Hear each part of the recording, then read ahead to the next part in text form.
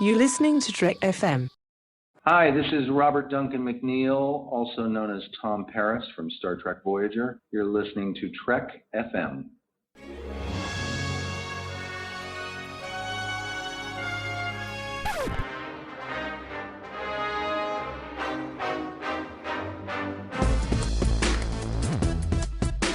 Maybe it's not the destination that matters. Maybe it's the journey.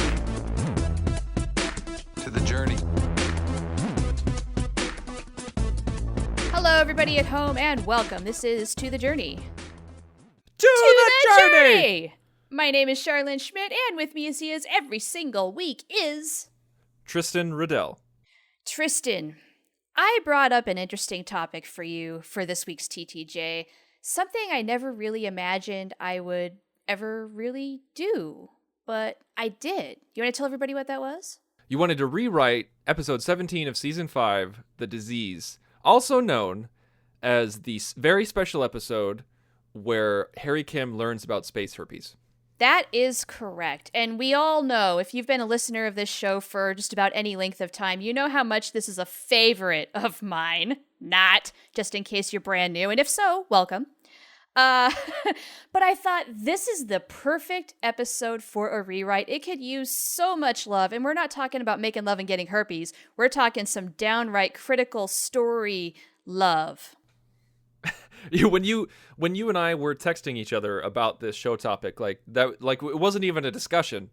Like you just texted me and said, "Hey, rewrite of The Disease," and I said, "Yes, let's do it." But I'm gonna make it an HBO version where there's graphic alien sex. That's right. You said those very words, and I'm like, wow, Tristan, go for it, buddy. Make it graphic, make it violent.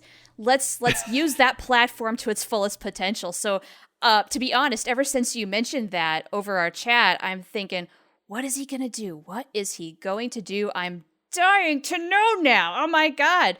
Tristan getting graphic? I can't fathom it.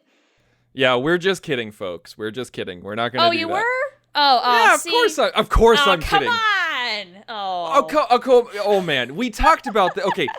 No. I know you were kidding, but at the same time, I was still halfway hoping that you were going to just maybe take that just a little bit literally. Just a little bit. You remember many episodes ago, when we talked about, this was well before Discovery was announced, where we discussed what new network would be cool for Star Trek to be on, disregarding rights. And of course, we had to talk about Showtime and HBO and Stars and everything like that. And I said that I didn't want it to be on HBO for that very reason, because they would make it like Game of Thrones. In space. I don't want Game of Thrones in space. I want Star Trek in space. Yeah. No, I don't want Game of Thrones in space either. I really don't. And I also don't want softcore porn in space. No, I don't. I don't want Skinamax on a starship. That is not what I want. That is the exact opposite of what I want. Call me a prude. Don't care. So we're not going to get herpes in this episode. But, okay. Well, at least maybe we will. But it's not going to be it's going to be off camera is what it's going to be. Off-camera herpes? So maybe we should describe this episode for those who do not remember it. And actually, I really want to... you know how we do story time every once in a while? Oh, yeah. Love story time. The teaser paragraph for The Disease is delightful. But first, let me read you the tagline. Okay, yeah. Please give a refresher. Harry Kim breaks Starfleet regulations when he falls in love with an alien woman. Very, very Kirk-esque here. But okay, so listen. Yeah. Here's story time with TTJ. All right, go for it. On board a very long starship made up of a series of segments, a door opens. Harry Kim stumbles through the door, locked passionately in the arms of an unknown alien woman. They stumble into a chair where the woman removes his comm badge and tosses it aside. They kiss passionately, and the woman's skin glows ever so briefly. Kim protests as they move to the bed. The woman lifts Kim's shirt, and both of their skins glow. Could you read my fanfic for me from now on? Your erotic friend fanfiction? Or wait, erotic friend fiction? Is that what Tina calls it from Bob's Burgers? Yes, something like that. Yes. I got a button of that the other day. the girl and I were at Hot Topic, and I was going through the buttons, and I found one that had Tina's face on it, and it said erotic friend fiction. Oh, that's awesome. You know, the button that I would want is I'd want the one with Tina's face, and then in her glasses, there's somebody's rear end. It's probably like a Jimmy Jr., and it says butts. I have that one. You do? I don't know. I can't remember if it has Jimmy Jr.'s like butt in her glasses, but it's her on a blue button, and it says butts underneath. Nice. That's the one I want. All right, side note over. Thank you for story time. That was delightful. You're welcome. Thank you. And thank you, Memory Alpha editors. Yeah, that was quite descriptive, and I don't know, it was emotional for me. Yeah, I had an experience.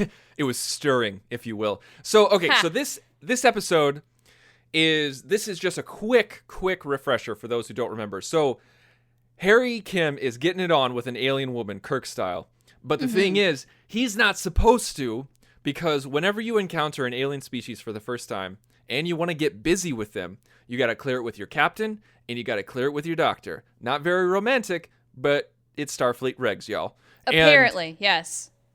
And so, like, Harry's breaking regulations here, and they're on an alien ship. It's a very long generational ship, and they're kind of xenophobic, but Janeway's working her magic, saying, hey, we're cool, we're Federation, we can help each other out. Let's all live in a peaceful Federation harmony. And he's slowly coming around, but they are having issues with their ship, and things keep breaking down, and they don't know why. There's this structural integrity issue, and all the while, Kim's getting busy with this alien woman. Paris kind of finds out about it. He knows something's up, but he's not quite sure what it is. They're not supposed to interact socially with each other because of this xenophobic race. Like what's it called? The Varro is what the aliens are called. And so they're breaking regulations back and forth. Harry's talking to her over subspace. It reaches an alarm. And Tuvok's like, okay, I'm going to totally trace this right now. And Tom notices it and realizes that, oh, okay, this is probably Harry. And I can believe that he did this, but I think it's cool that he did this. But it's crazy that he did this, where he totally scrambles the message and says like, oh, dude, computer glitch. That's what it was. And then he goes to Harry. It down. Yeah, he shuts it down. He goes to Harry and says, what were you thinking? What were you doing? He's like, I'm in love. And then the structural integrity goes even crazier. And things start to bust down, and then they realize that it was a man-made sabotage. And the head Varro guy was just like, nah, that's not possible. Everybody's happy here. Everybody loves being on this generational ship. But then they find out that there's a huge subsection of people who don't want to be on the ship, don't want to be xenophobic, don't want to be trapped on this generational ship. And the Voyager crew actually even sees. They find a hidden Varro who's what's the term? They're a stowaway or thank you, stowaway. Yeah, he was a stowaway. And then that's when he escaped the ship. I don't know. He found a way to get himself on Voyager. Is that a stowaway? Yeah, I suppose it is. Yeah, that's a stowaway. It's totally a stowaway. But what happens is that Kim starts to feel a little weird. Like he starts to get flushed. He starts to glow in front of Seven, and Seven's like, "Okay, you're going to the dock. You got herpes. You got space VD." And so he goes to the dock, and the dock drags the truth out of him. Doc goes, "Sorry, I totally have to tattletale on you and give you to the captain." And then we see this scene, which is probably the best scene in the episode, which is between Harry and Janeway. Harry's just really brazen and just says like, I'm in love. You're too old to know how I feel. This is ridiculous. Have you ever been in love, Captain? And Janeway's like, what is your point? Shut up. And this is the best scene in the episode? I think so. I mean, I like how she treats him. Like, she's no nonsense. Okay, I do like that aspect of it, but this is not a good scene, if you ask me. But we can get into that a little bit later. I didn't say it was a good scene. I said it was the best scene in the episode. Well, that's how much work we have to do. And so she's upset with him, and then she has dinner with Chakotay later on. And Chakotay's like, you were a little hard on Harry. Okay, there you go. There you're right. So, and Chakotay defends Harry and says, you were a little hard on him. I don't think you're upset because he broke regulations. I think you're upset because he disappointed you. And she's like, bullcrap. And they move on. And anyway, we find out later that Harry's main squeeze is the reason why the ship is going crazy while the generation ship is like breaking apart, and she's doing it on purpose to force them to let a huge subsection go. And then they tech the tech, they science the science, and they put all things go to crap, and they put Voyager's structural integrity field around the generational ship because you can do that, and it goes crazy. They have to break off sections of the ship, and then the head of the Varro realized that, okay, we have to let these people go, and so they let a section of them go, and it's led by Harry's herpes giver, and they move on and they leave, and then that's the end of the episode. And Harry refuses treatment because he wants to feel like crap, because that's what love is. And he wants to feel the heartache. Also, he refuses to take Valtrex for his herpes. Yeah. So that is the episode, Valtrex and all. And yeah, sponsored by Valtrex. Yeah. It needs some work. I think the concept is there. I like that it's a Harry Kim episode. I think this is as far as Harry Kim episodes go, it's okay. I think Garrett Wang does an amazing job for what he's given. Yeah, I think he really tries. It's just that what he's given really is it's not good. Let's just be downright honest. I don't understand this Harry Kim. Well, he's consumed by love, Char. Well, okay, yeah, and I guess that's making him do some really irrational things, but I really just don't like the way it plays out. I think it borders on out of character. Well, I think that's kind of the point, though. Yes, but that doesn't mean I have to like it. And No. I think, and really just, he's known this woman for 2 weeks. And I get it. Yeah, you can fall hard in love with somebody in 2 weeks, but at the same time, Voyager is never in one place for very long. You know you're going to move on. You know that this is not going to last. She's not going to come aboard the ship with you and stay with you. What is he thinking? Yeah, you deserve more than space herpes. Well, you know the stereotype of sailors. I mean, they've got an alien in every port. You suppose that's what Harry's going for now that Tommy's calmed down a little bit? Maybe there's got to be a rogue in every single episode or every single season. Yeah, I suppose this is Harry's chance, but it's very, I don't know.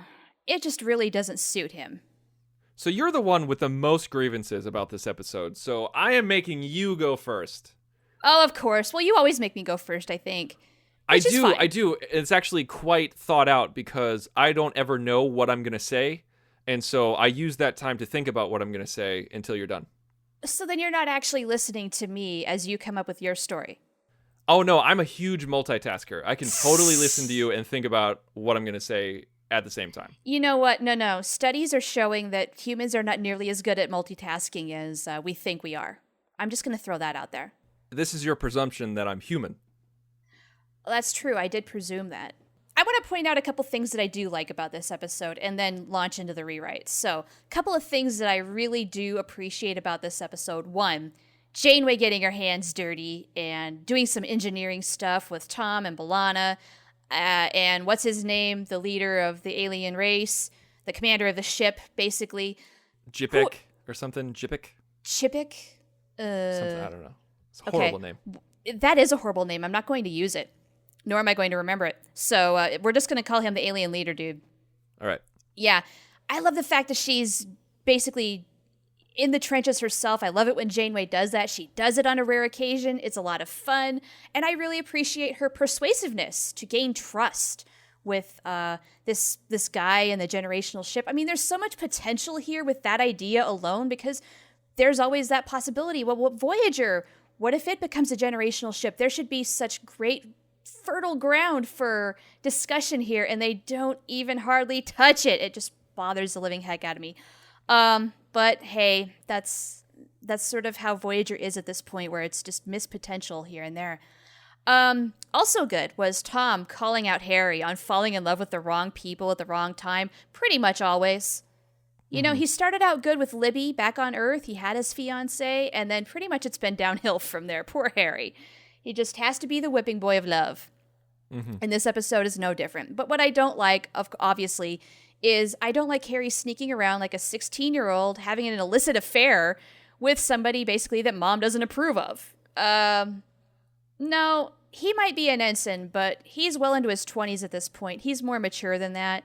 So I want to dump all of this sneaking around and stupid crap. Now, the thing is, he's still going to fall in love. He and Derran Tal, they are still going to fall in love. I don't want to give away yet if they're going to get it on or not. Just going to throw that out there. All right. Now, I think we keep the idea of the generational ships, and I kind of restructure it where this is the first of several generational ships to explore space for this species. And they've had to overcome enemies, dangerous phenomenon. You know, as Bones in Star Trek 09 says, space is disease wrapped in darkness and death, or something like that. And where others of the species have failed, they've succeeded. So they have a lot of pride in that. And they are very far away from home. I mean, it takes probably just a day to even transmit back and forth to their home planet. And so the pride in their longevity, though, has kind of made them a little xenophobic to avoid dangers, to ensure their longevity. But that has also had the drawback of now their equipment is starting to fail. They've been out for so long, they need replacements, and they don't have any allies to call upon to help them out. And so we start out the same way. Here's Voyager, willing to help, slowly gaining trust. I mean, they're kind of in a rock and a hard place, so they have to trust them. And they do eventually work together. So premise is basically more or less the same. And Janeway is the first to really take Harry aside and notice that Harry has fallen in love with Derran Tal hard. So she's noticed how close they have gotten and just is telling him, look, you know we're only here for a few more days at best. I'd hate to see you depart with a broken heart. Just be careful, Harry. Just be careful. And Harry says, understood. And that's that. But then comes the scene with Tom Paris where Harry confesses just how much he has fallen in love with her. Yes, it's only been 2 weeks, and yes, he knows that they're departing in a few days, but the heart wants what it wants, and poor Harry has done it again. He has fallen in love with the wrong person. So we're going to skip to the following day, where the generational ship's revamped warp drive, it successfully comes online. It's congratulations all around. Everything is fixed. They're ready to go. And everybody's happy except for Harry and Tal because they know that their time is up. And so they share one more passionate kiss, and then they part their ways. Later that day, we have the Harry and Seven scene where Seven gives the love is like a disease line, where he's so clearly heartbroken even to her. And, we have to have a little bit of that dialogue there. But cut to a little bit later. The generational ship is hailing Voyager. They're on a pursuit course. Something has gone very wrong. The commander of the ship is falling gravely ill, as are other members of his crew, and this is clearly Voyager's fault because they didn't have this kind of illness spreading on the ship before encountering them. So, What the F, Voyager? So, Doc starts looking into it. It's spreading fast, and it is deadly. Let's just say it's like the Black Plague, something like that. And of course, Janeway wants to know how this has happened, and if it is, in fact, Voyager's fault. And what the doc has found out so far at this point is that it is sort of. Usually Voyager's biofilters will protect the crew from alien diseases when they beam to and fro, and that's why things tend to be okay in the 24th century with all these different cultures mulling around.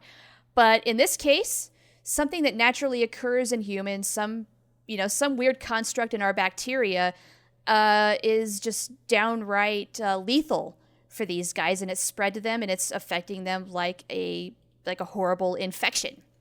Mm-hmm. Now, the question is, how did it get transmitted? We have to find that out. And immediately, Janeway's brain jumps because the doctor suggests usually a disease like this is spread by fluids.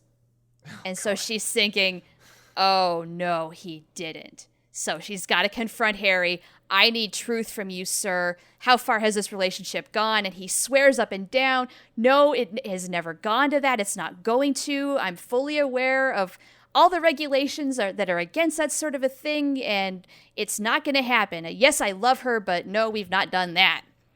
And she has to try to believe him, but at the same time, I mean, we got to rouse that suspicion because if I were watching this episode, that's where my mind would immediately jump, knowing what we know. So we have to have that. We have to think, well, is he lying? I mean, is he that far in love?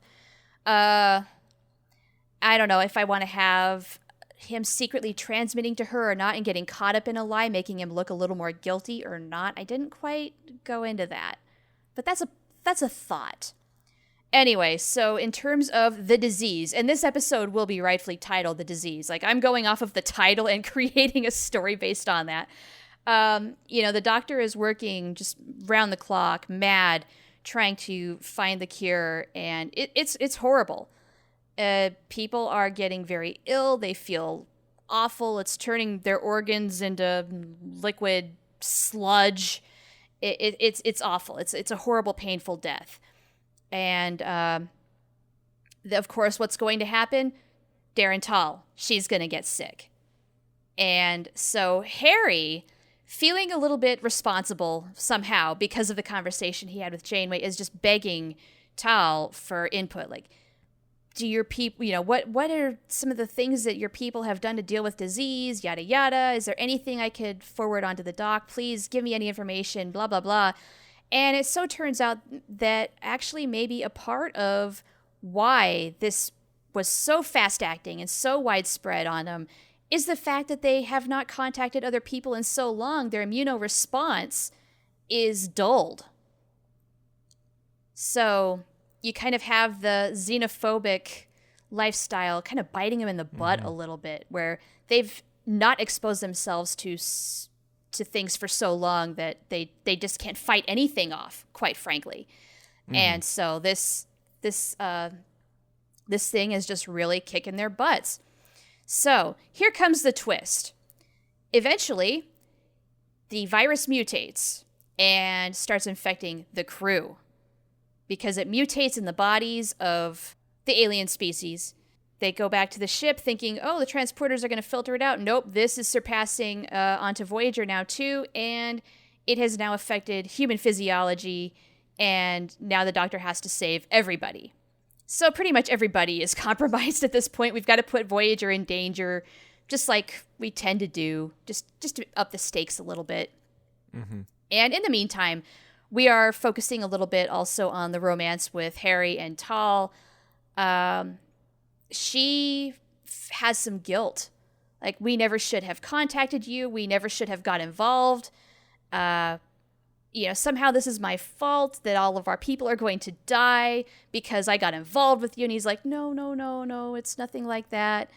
They're going to work their way through that sort of a thing. And he's got to assure her, look, we've got the best doctor in the whole frickin' quadrant to get on this. He's doing his darndest. We'll find a way, and if not, I get to spend my last moments with you, and that's going to be enough. Aww. Yeah. So, eventually what happens, Doctor does find a cure. And of course, at the very last moment, some people on the alien ship have died off, and they absolutely cannot stand Voyager at this point because they're going to die because of them, and it only reinforces their xenophobic beliefs. And Janeway has had to work constantly to get them to trust them enough to let the doctor go over and present them with a cure, because they are so distrusting at this point. They think, oh, no, you're just going to euthanize all of us now at this point so then you can warp off and not have to think about this ever again, right? And so they have to overcome their xenophobia. She has to gain the trust, work her magic a little bit more, just kind of emphasizing those things that I do like from the episode itself. And eventually, it does happen. He goes over because really, at this point, any more cross-contamination, to have a hologram go over is the best idea, most likely.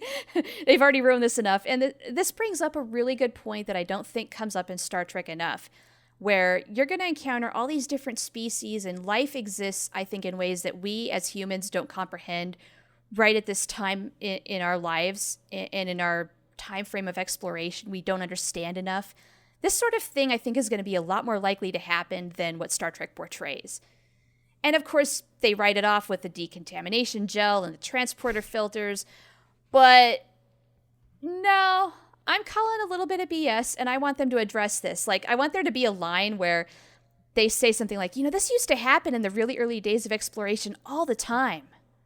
And we've had to overcome it, and now it's happened again. What gives? So anyway, the doctor, texts some science and comes up with a great medical cure and the hypospray, yada, yada. Everybody gets better, except Tal is in such advanced stages that she's going to die. So, although Harry is going to make a full recovery, she is not. And so we end the episode where he spends her last moments with him.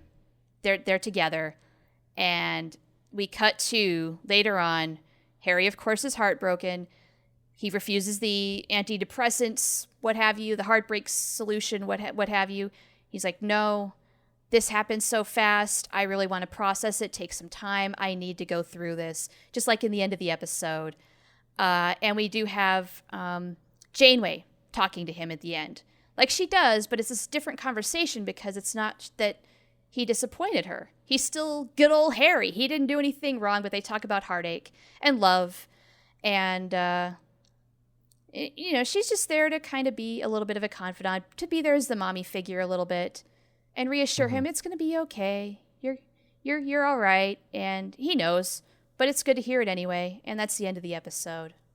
I like the direction that you took, and I like how you made it more about the medicine than just the emotions. I like that. I think that's a very Voyager thing to do. It's a very Voyager script of what you just wrote. But part of me would think it would be more impactful if we ended it with him and Tal together like we ended Life Signs. Ooh, I hadn't thought about that. You're right. That would definitely give it a more poignant ending. Where, like, she's still alive. We see the last time we see her, she's still alive, but we know that she's going to be gone in a few days. Yeah, you're right. Okay, so we're not going to see too much of heartbroken Harry, and that's probably honestly for the best, because he's going to be crying himself to sleep for weeks.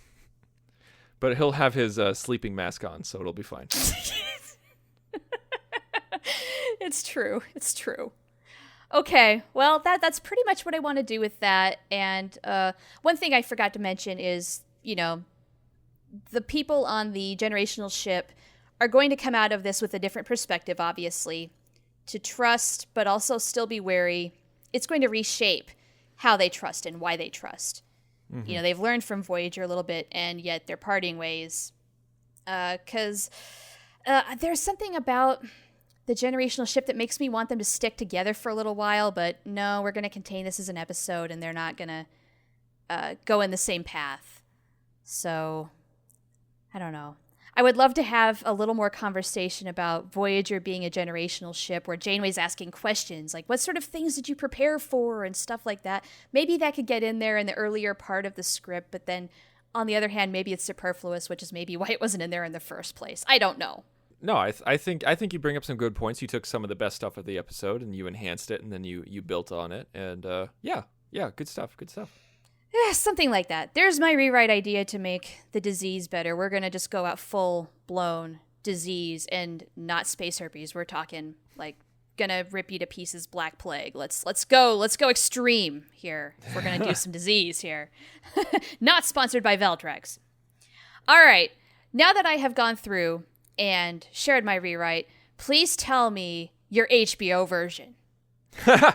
Well, actually, I think I'm definitely going to focus on the sex a bit more. So you guys might I had no sex, wish. So the sex is all yours. The sex is all mine. So okay, you are the ISS. Wow, I haven't been. I know, bringing that back for a long time.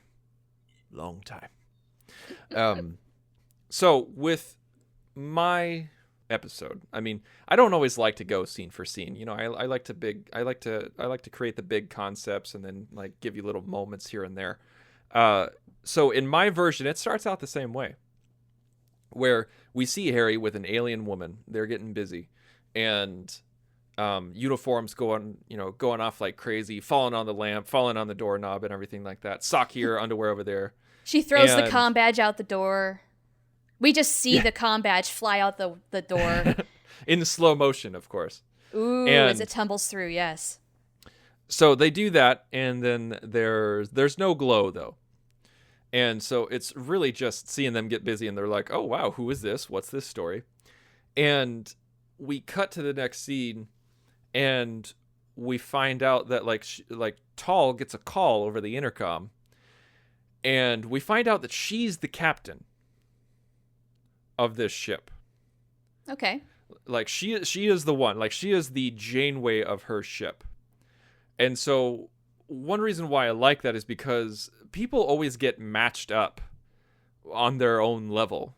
You know, like captains hook up with captains, or or captains hook up with people who are free from any responsibility, or like you have, an underling like Kim hooks up with an underling like Tal. Like it's never free to associate with people above your quote unquote class within a starship environment. Right. That's why you only have dinner with your first officer. That's right. and so, like Tal, this captain, can't have a relationship with anyone under her. And so that's why she goes to Kim. And she doesn't go to Chakotay. She doesn't go to Paris or Tuvok or whatever. Like she goes to Kim. Most of them are taken anyway. Well, I know that's the thing, is that like Harry's kind of the only available person in the main cast, that is. And so she guns for him. And we find out that this generational ship, we don't know, like for a long time, we don't know why they are the way that they are. Like they're a little xenophobic, just like they were in the episode, but they're not forthright with where they came from or why they have this generational ship. And it's the same problems that are happening. And Janeway is trying to mend things, or like trying to get to know these people. She's trying to get more information, mainly out of curiosity than anything else, because she feels like they can help each other. And she develops a strong relationship with the other captain. It's very much a camaraderie. And she starts to notice, as the episode goes on, what's happening between Tal, the captain, and Harry Kim, her ensign. Mm-hmm. She does not like it. Like, she Mama thinks Bear's angry, huh? Yeah, she thinks it's inappropriate. She can't really govern anything. Like in this situation, there is no like rule that Harry had to go to the doctor or clear it with a captain or anything like that. They made that up anyway. I really don't like that. No, I thought it was. I think it's actually a good rule. I found the rule interesting, but for my story, I'm ignoring it. But there's nothing that she can do about it, because Kim is a grown man and she can't dictate the actions of another captain. But we do have a scene later on where instead of confronting Kim, she confronts Zhao, the captain, and goes, "Listen, all right, like this is inappropriate. We're not going to be here long." It's very much like a scene of what you described. But she goes directly to the captain and she says, Harry is important to me, and I do not think he'll be able to handle this once we leave and everything like that. And she said, Harry's free to make his own decisions, and so am I. This is the last we're going to talk about it. And Jane was like, fine. Like, she does it in a much more diplomatic way than what I'm saying. Because that's who Janeway is. Yes. And so we start to get more information as the episode goes on, but there's still those structural issues that are happening. And we find out that the reason why they're a generational ship is because they left their planet because it was rife with disease. Like they were, think of it this way. They were the population that left before the phage got crazy. Okay. I'm catching your drift. They saw that the phage was happening, and they were like, we're getting the hell out of here. Uh-huh. And so they started off as just a small colony of people who were just going to go find the nearest planet, but they never really found that planet. And so they just started cobbling together everything, and they just grew into this generational ship, and they just kind of like, well, let's just keep going. Why that things happen the way that they have before. And so we'll just maintain this on our own culture on the ship. And then once Kim starts to find this out, he realizes something else. Like he has this conversation with Tom. He's like, have you noticed that no one touches each other? And Tom's like, what are you talking about? like if this is a generational ship and we're seeing families and we're seeing spouses and people, together, no one's holding hands, no one's kissing, like no one's sitting next to each other when they're eating. And it's just, you're like, what, have you noticed that? He's like, well, like every culture's different, like we have no idea what their customs are. Not everybody is as touchy-feely as humans are, maybe. I don't know. But something just doesn't sit right with Kim. And so they have another boink session, and they, I really just wanted to see what you would say. You said boink. So anyway, they have another love-making session, and Kim brings it up. And like Kim brings it up with Tal. It says like, what's the deal? Like obviously you and I touch. Is it something about your culture? And she's like, don't worry about it. Like you and I are having a good time, so don't worry about it. And he goes and he asks some, like he's supposed to have dinner with Tal, but then he says, he's like, you know what? I gotta go work on something over here. And she's like, okay, I'll meet up with you later. And he goes to their mess hall, and he strikes up a conversation with one of these people who he's worked with in the past. And he kind of gets it out of him, saying like, what's the deal? Like, you guys don't touch. We as humans, we touch. Is that a part of your culture? And he said, he's like, well, we're not really supposed to talk about it. And like somehow he convinces him, and the guy says, okay, well, that's the entire reason why we left, is that there was so much communicable disease where we left, whether it was from sex or just from viruses, from touching, or from exchanging of fluids or anything like that. Just like basically being a person on our world was too much. Our immune systems couldn't handle the diseases that were introduced. And so on this generational ship, we're not allowed to have sex. We're not even allowed to really touch unless it's extreme circumstances. And even after we do that, like if we have to help somebody up or rescue someone from a, like a plasma leak or something like that, we have to go get decontaminated immediately. And, he says, he's like, and then Kim's like, well, how do you have children? And he's like, well, it's all IVF. It's all, like there's no touching. It's all sterile. This is the USS Germophobe. Yeah. This is the USS Germophobe, and mixed with a little Demolition Man. I don't know if you remember that movie or not.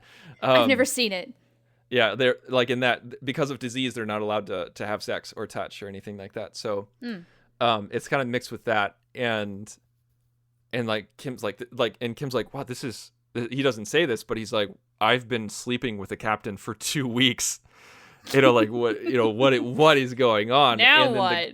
And why? Why is this okay for her? Exactly. Why is this okay for her, but not her crew?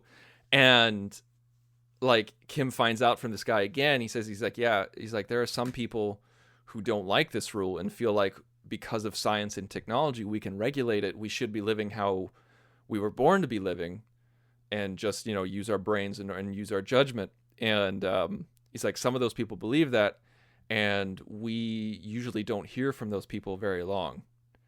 He's like, all of a sudden they just start disappearing and we don't know why. Or all of a sudden they accidentally have an accident. And so he goes and he confronts Tal about this and says, I found this out. What's the deal?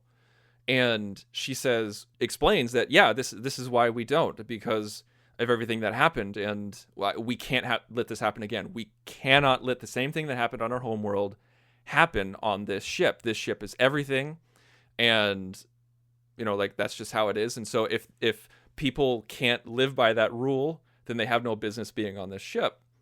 And Kim was like, well, what? It's like, why is it okay for you? And she can't give him a straight answer. Like, she just keeps making up excuses. She's like, well, you're an alien. I'm the captain. I need to, I don't know. She just keeps coming up with excuses, and it's basically showcases the hypocrisy of how she leads her personal life differently than her public life. Uh-huh. Like so many people that we know in real life, where they espouse some, dogma publicly, and then we find out, oh, they're complete and utter hypocrites in their personal life. Why are they trying to dictate how others live if they are partaking in the same activity that they're publicly dismissing? Right. What gives them the right? What gives them the right? And she believes because she's captain, she has that right. And so what happens is that we have the stowaway storyline on Voyager, but it's much more than one person. It's a group of people, like like 20 to 30 people that find their way on. But like Voyager finds out almost immediately. And well, yeah, it's of pretty course, easy to detect squatters in the Jeffries tube. Right. And so, and they were kind of like, well, like, did you like they find them and they're like, did you think you wouldn't go notice? They're like, no, we just needed to get here because we're asking for asylum. And then Janeway's like, crap. Not this, no. She's like, I got to address this now. Yeah, damn it, now it's my problem. And so she has to go to Tal, the captain, and says like, yeah, these people have asked for asylum, like, what's the deal? And she's like, well, you're going to return them right away. And she says, well, I can't do that without a hearing. I mean, I got to have a good reason. If these people are criminals, then yes, maybe we can talk about it. But even then, we have to have a trial. We have to talk this out. It has to be considered under Federation law. And she's like, we're not under Federation law, blah, blah, blah, blah. The same old story that you hear whenever asylum is brought up. Mm-hmm. And it gets to a situation where there is I don't want to say, like, there's an almost battle between the generational ship and Voyager, where like there's shots fired across the bow, there's rumblings and everything like that. It's not like all out war or anything like that. But I don't exactly know how this situation comes about, but Kim has to decide between Tal and Janeway. Okay.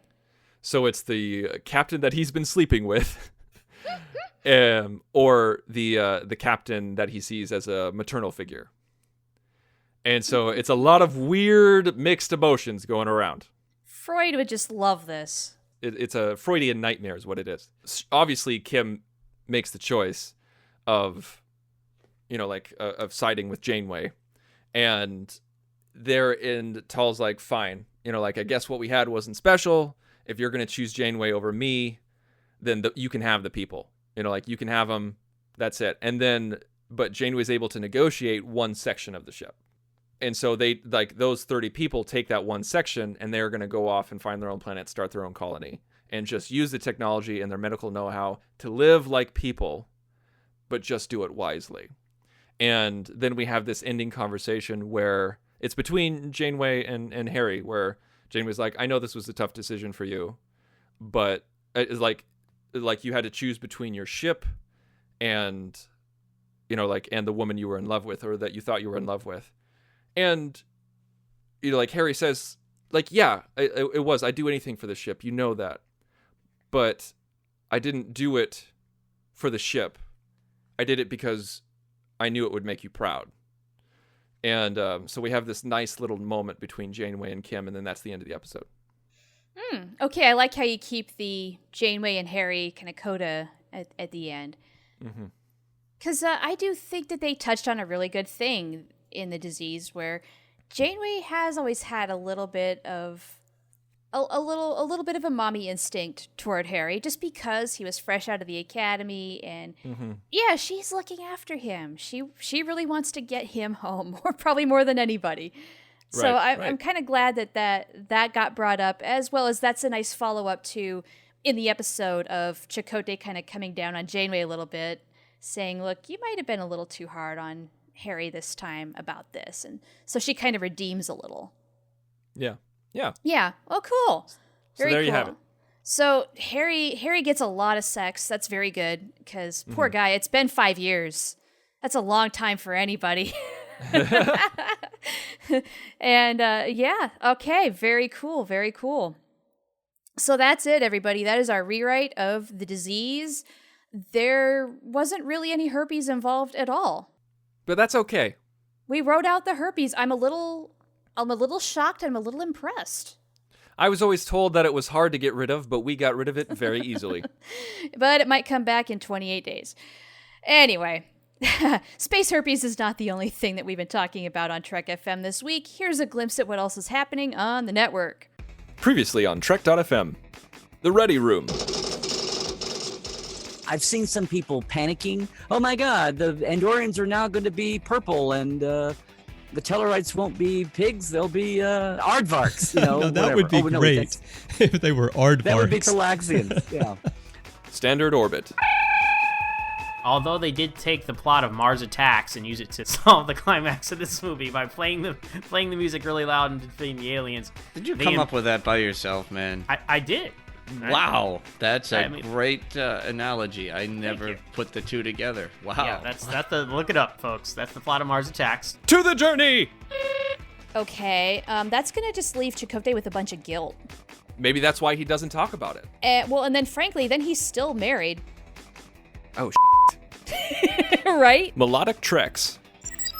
Charlie's our new darling, our darling, our darling. Charlie is my darling. And I love that. And that's what else is happening on Trek.fm. So check out all of our shows. We have new Trek Talk coming to you every single day of the week, and it may or may not include space herpes. Who knows? On TTJ, we have associate producers that we want to thank for supporting our show, and those lovely people are Kenneth Tripp, Jamie Duce, Bruce Lish, Dante Hopkins, Bryan Beliso, and Kay Janeway. Thanks, guys, for helping us out, and if you out there listening in the ether want to help us out, go to patreon.com/trekfm, consider becoming a monthly subscriber. All of the funds that we receive keep this network afloat, and so if you want to keep the podcast coming, this is how you make it happen. Also, if you don't have any change jingling in your pocket, that's cool. I know what that's like. Go onto iTunes and leave us a review. That also helps us out tremendously. It helps spread the word of the show, helps us out in the iTunes rankings, and we will thank you personally if you leave us 5 stars and a short review. One more thing before we go, we want to reiterate how you can contact us because we love hearing from our listeners and we've gotten a lot of great stuff lately. We want to keep that party going. You can go to trek.fm/contact and send us an email and just make sure you select To the Journey on the drop-down list there. That's one of the great ways to contact us, especially if you have something like an episode suggestion, a rewrite suggestion. If there's an episode out there that you want us to rewrite, let us know. We'd be happy to consider it. Also, we are both very active on Twitter. Where can people find you, Tristan? You can find me at The Insane Robin. And you can find me at Oh the Profanity. You can talk with other Trek FM fans in the Facebook listeners group, the Babel Conference.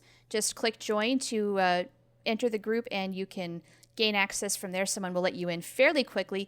Neither one of us is active on Facebook. Twitter is the best way, but if you want to connect with other listeners, that's a good way to do it on Facebook. So, we've wrapped up another rewrite. That was a lot of fun. But there's going to be even more fun next week, but you're going to have to tune in to find out. So until then, this has been To the Journey. To the Journey!